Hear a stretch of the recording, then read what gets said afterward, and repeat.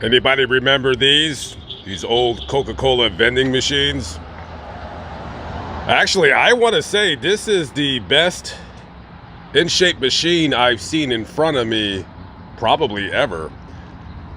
Yeah, these are really cool. You put your quarter or your dime in there, and then you press down on this lever, and then you'd open the door, and then you could see the Cokes would come out right there. And then the other Cokes, you know, they would be stacked right here, so they would just kind of roll down as people would buy Cokes. And generally, these machines usually hold about 100 bottles of Coca-Cola Classic. Thought it was just something really cool to show you guys. I like old antique stuff like that. Anybody remember these merry-go-rounds? I haven't seen one of these since I was like, well, functioning, working anyway, since probably I was about 10 years old. Got an old fire truck right here. Anyways. You guys did not click on this video to watch me show you an old Coke machine. So today we're going to visit the final resting place of Aurora Shuck.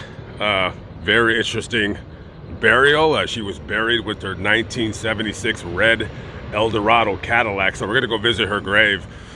I decided to start the video off here because this would be the epicenter of town here in Aurora, Indiana, and this would be the streets where Aurora would drive down in her, well, locally famous anyways, Cadillac convertible here in town. So let's get rocking and rolling. Aurora Shuck, who was born, Aurora Rules, was born in Havana, Cuba on July 14th, 1927. And when she was a teenager, she immigrated to the United States.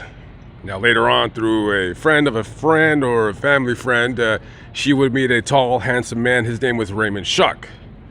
And they would later go on to get married.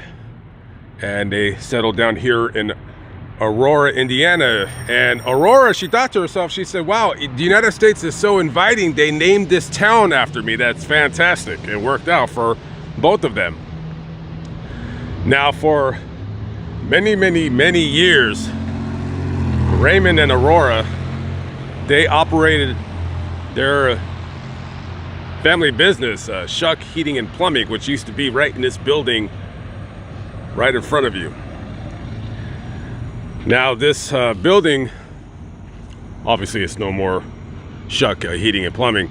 So they were very well known in this town. Well, first of all, because you know, this town's not very big, and well, Aurora's 1976 red Eldorado Cadillac convertible that she would often drive up and down these streets with the top down when the weather permitted, and even when the weather was not permitting, she would still drive that car. And every Christmas, right after Thanksgiving, they would have this Christmas display in the window right here. Now it looks like they no longer display the Christmas display because this place looks like it's an art gallery. So I don't think they're gonna be doing that anymore. But anyways, this used to be the family business, and we're gonna make another stop. Of course, we're gonna go to the cemetery, and I'm gonna tell you what happened on a very unfortunate day that Aurora lost her life.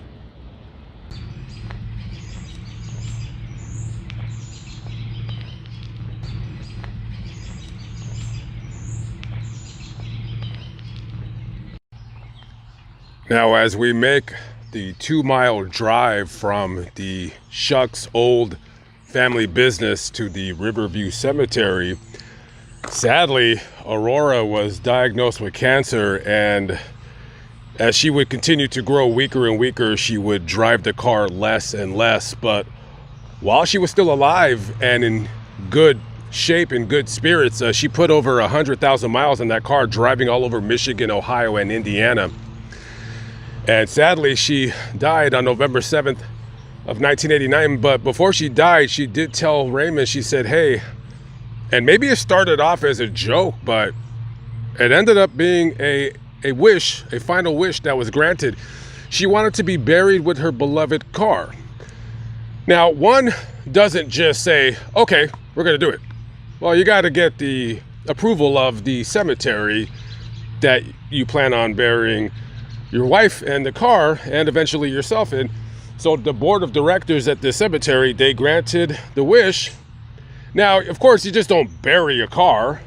I mean, it takes money and muscle and all that stuff. So a local construction company dug the grave, 27 feet long by 12 feet wide by 6 feet deep. And you have to build a concrete vault. So about 10 yards of concrete was used in constructing it. So they had a small service at a church in town, and then they came to the cemetery and there was a crane, and the crane picked the car up and placed it in the vault. And as you can see in the pictures, the casket was laid right across the car. And that was it. That was just a quick, I guess you would call it a quick burial, but nonetheless, a very interesting one that, that I find absolutely fascinating.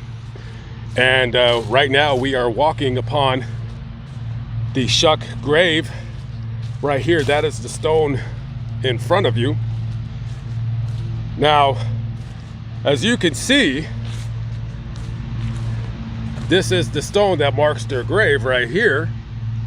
Raymond died in 2002, so his cremated ashes were placed alongside his wife's casket in the vault.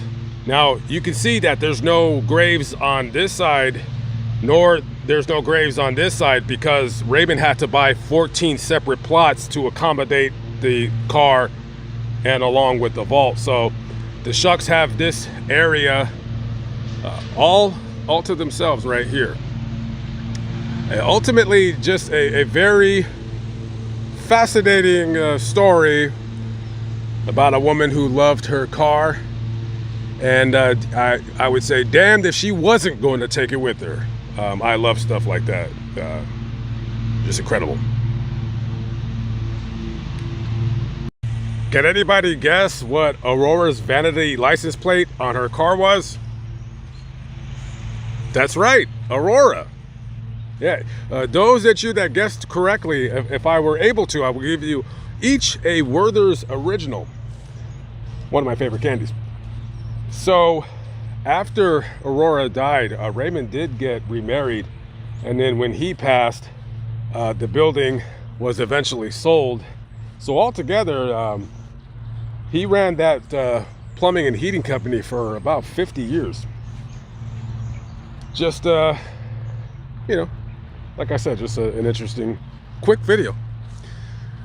I definitely have to come back here, and I will come back here because there are several stories here at the cemetery that I want to vlog.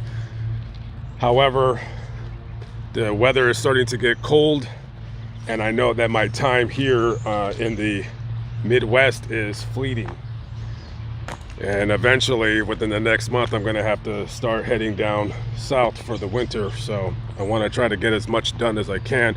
But hopefully next year, I'll come back here and I'll do a Faces in Death video, because there's some tragic stories, interesting stories here at the cemetery for me to tell you guys. All right, I'll catch up with you on the next video. Peace out.